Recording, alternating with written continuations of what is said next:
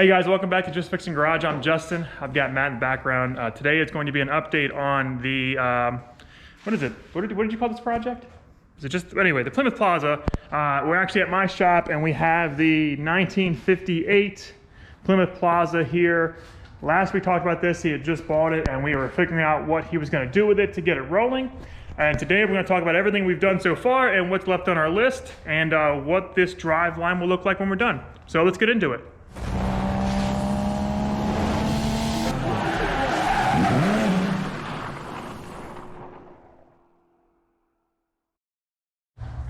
All right guys, so back to the Plymouth Plaza. It is a 1958. The original motor in this was a straight inline six, but it was locked up when he got it and it was not really worth rebuilding in our mind because it was too much of a problem. So I think I mentioned in the last video we were going to go with a 52318, and that's exactly what it went with. This is from a 1972 Dodge Charger. We actually got it from another person in the county that pulled it out of another car because they went with, I think, a bigger motor.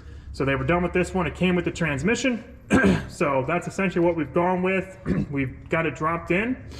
And I know we didn't film any of that. I actually wasn't with Matt. The best thing I did to help him with that is I put an outlet in for the welder. That's all I did, or a receptacle. But he had a person come into his house, his garage in the back, and weld in some mounts after he got everything straightened up.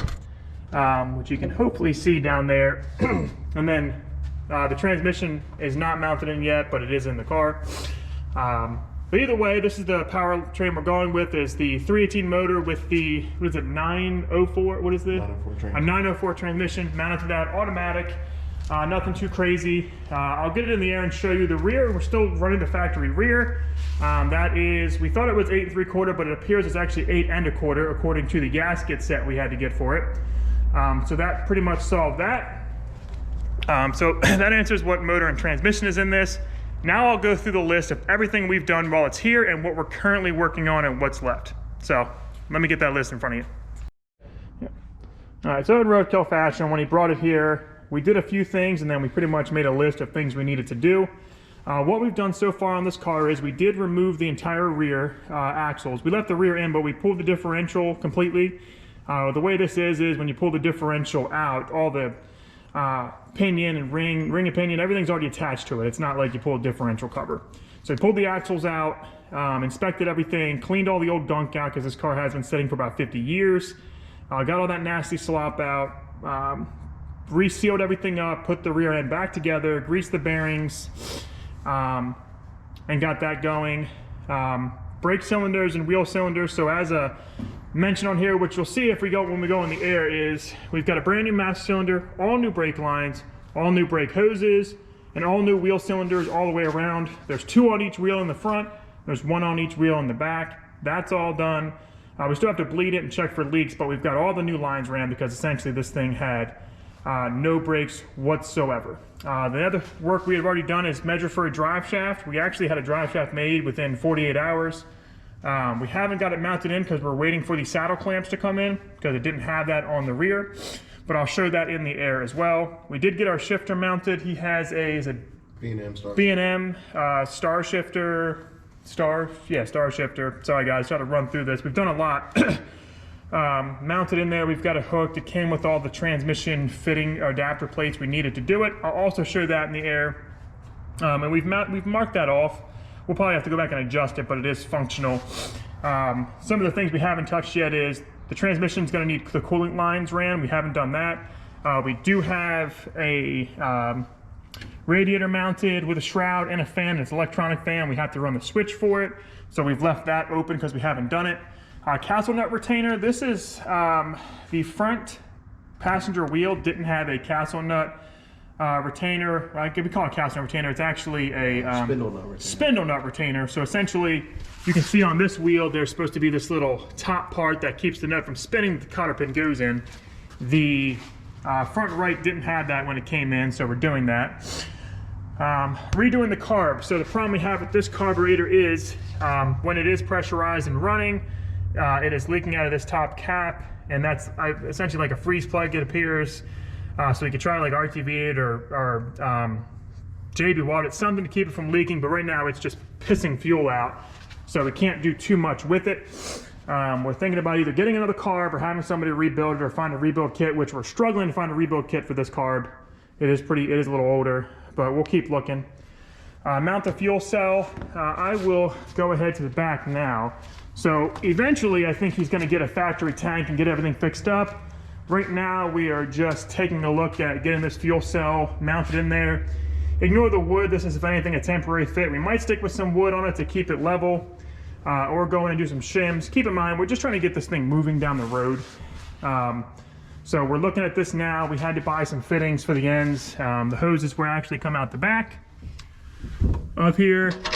They are 10 AN, and we needed to get an adapter from a 10 AN to a 6 AN so we can run 3/8 fuel hose all the way up into the fuel pump. It's a mechanical pump, so we don't need to do much there. Something not on the list is we do want our fuel pressure gauge to work, so we're going to be testing that out. That's the factory one that came off the car, so I'm going to be putting a butt connector in here and checking which one, if it matters, is a ground or whatnot, so that we can make that work, because we want the gauges to work if we can. Let's see, what was next on our list? So we're working on mounting the fuel cell, getting it close, then running fuel lines. We have not touched the throttle cable or the kickdown. If you don't know what a kickdown is, it's when you give it more throttle, it tells the transmission to shift down. Modern cars with electronics, it just realizes the RPMs and does that. Old cars, there's actually a bracket or an arm on the transmission that gets bumped and it says, hey, shift down. Mounting the alternator, I did that yesterday. We got an aftermarket bracket here and got that put in. Belt's a little looser than I like, but it seems like it's gonna function. And we just need to test it when the time comes. Coolant hoses, they need to be trimmed and clamped, but we've got them working. They're also made for a 72 Charger, which honestly, with very little modification, fit this thing great. And then we've got to go back and do some cotter pins in the front because we pulled that all apart and we didn't put the cotter pins back in yet, so we've got that on our list. So I know it seems like that is a huge list, but it's come a long way on this car while it's been here. We've been working on this essentially the Thanksgiving break that we've had. And Matt's very camera shy, so he doesn't say much, but he's been coming over pretty much every day, doing little by little. When it came here, the only thing that was done to it essentially was the motor and transmission was in it. That's all that was done, but we've done more to it. Something to mention is we have this is a wiring mess right now because we were marking different wires because the wiring diagram information wasn't super accurate, so we were going through and marking that. Because we want to make sure our coolant temperature sensor and oil pressure sensor work well. But what we have done so far is we've taken the solenoid out of play because the solenoid on this car is built onto the starter. And we had it set up where it was turnkey. Like he can go in there, turn the key, and the motor will crank, and we have it unplugged right now, but the coil would get power. So this will be a turnkey setup where it goes in, turns the key like any normal car, and the car will start and run, and when he turns it off, it will turn off. So that's looking good. I'm going to dive into a couple other things we've done, like the shifter and what that looks like under the car. And we'll try to talk more about other things that we're doing, but I do want to give you a little update. I know we didn't film all of it, but we're honestly learning as we go with these cars. There's a couple things that are just a little different. I understand the 318 pretty well because that's what's in Kevin's car, but there's a lot of things with this car that I'm just not used to, like, you know, left-handed threads and having to use a slide hammer and tools to pull a drum off. Like, that's just not a typical thing that I run into on, you know, 80s and up car. So we'll film some more. If you have any questions about anything we're doing, feel free to put it in the comments, and we'll see what else we'll get into before this video ends. All right, guys, got it up in the air for you. We've had this thing on the lift for a little over a week now. I just wanted to kind of give you an idea. You know, we mentioned new wheel cylinders. That's these. Now, keep in mind, on these ones, there's 2 wheel cylinders. That bleeder might be leaking a bit. I may have to tighten that again. Or I didn't clean it off well enough. There's so much grease.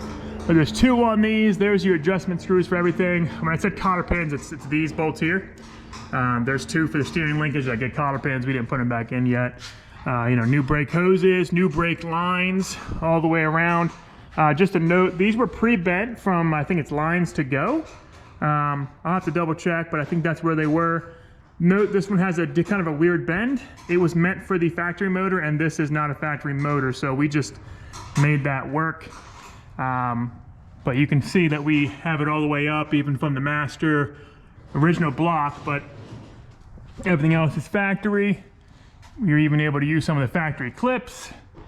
And then, you know, it came up from the back, goes to the hose, has a splitter here. Again, new wheel cylinders, new wheel cylinders. So brakes all the way around new. We did pull this cover off and resealed all this. We just put the pinion seal in yesterday and put the pinion back on. I think it was like 240 to 80, what's that, Matt? 240 foot-pounds to do that. And we do have our drive shaft that does fit in here now. We just had to get one lengthened. And we do not have a mount yet for our transmission to keep it centered, but that will be coming soon. So, you know, like I said, rear end, we pulled everything apart. We didn't do new shoes yet because they were still okay. We just wanted to get things safe so it'll stop. That's all on this. I know it looks like it's leaking, but that's because the pinion seal was just continually leaking until we just replaced that yesterday. We've been letting this gear oil rated RTV cure and everything because we pulled it all off. Then we'll be opening the fill plug up, closing the drain, and letting it fill up a little under 2 quarts or 2 quarts of fluid. So that then brings us to the shifter. If any of you guys were wondering, that B&M shifter kit came with this bracket. That bracket just bolts right into the oil pan bolts. You're gonna have your rod, and it comes with a new, I'm gonna call it an arm that goes on the transmission. So that will be, that is all functional. We just need to get the drive shaft in so we can do fine adjustments to make sure everything is in the proper gear. We did hook our speedometer up to this transmission. It was a factory, I don't want to say factory fit, it is a factory fit, but we'll see if it's calibrated properly. It might just give them a BS reading, but it'll be something. Next thing I mentioned we have to do is also the transmission cooler lines. That's one of the fittings, and the other one is, it's up here somewhere. I don't know how well we can see it. There it is. It's right there. So we've got to get threaded onto there, run transmission fitting, a transmission line up to these 2 ports. That'll be on our list, or is on our list. On top of that, let's see, what else was there? I'm just trying to give you guys a scoop of everything we're working on. Yeah, that bleeder might be leaking too. I'm gonna have to check all my bleeders. I may not tighten them all the way. We did the shifter cable, you've seen that. Seen the brake lines. We had the wiring for the starter done. Matt's got to put clamps on this. He had a different crank pulley put on, which I think is why the belt's loose technically, because it's a fancier looking one. I know, you had to make it look cool. What else do we do from under here? Don't mind this, I was just bleeding a line. This is just soaking wet from everything I've been doing. Let's see. I think that's just about it for everything that we were doing under here. Hopefully you can see me all right. There's plenty more work to do. The motor does run in the car. We did have it started yesterday. We just have to get the fuel line ran, which it looks like we're probably going to be drilling in right here or to the side and running the fuel line up on the side. Probably follow this rail all the way up because it's the safest route, and we know the exhaust will be to the side of it, so we could run the fuel this side all the way up to our pump right there. Like, all it has to do is hook up to this line here, and we'll be good. So yeah. You can see Larry's mounts that he made. Oh yeah, and now you can see the mounts. So these are essentially just welded in, I don't say aftermarket, welded in custom mounts, but it uses factory engine mounts. So now if he ever changes the motor or anything, or wants to go to a motor that uses the same block, it'll just sit in. He'll be fine, he'll be able to use it. You know, it's nice and solid, welded in, no different than a factory one was. So there's another look at the car. I know I've been talking fast and saying a lot. We've been out here, we've probably got 20 to 30 hours in this car this week and a half, and some of the content's boring. You guys aren't gonna wanna watch me change, you know, all the brake lines and brake hoses and pack grease in a bearing, so I didn't wanna film all of that. I just wanted to kind of show you the aftermath of us coming in and getting it prepped, right? So the big thing is the car needs to start. We've got that. It needs a steady fuel delivery. We don't have that. It needs brakes, of course. It needs cooling system, which is almost done. It needs a charging system, which is just about done. and it needs the transmission cooler system. So we're close. You know, from our list, if we can get all of that handled, we will have a fully functioning running car. We're going to be working on this for the next couple weeks. We will get it off the lift soon and move it to the side. But as we do more, I will try to film the content. Hopefully it is entertaining to you guys. Again, any questions, put it in the comments. Matt and I will get to them as soon as we can. But thanks again, and have a good one.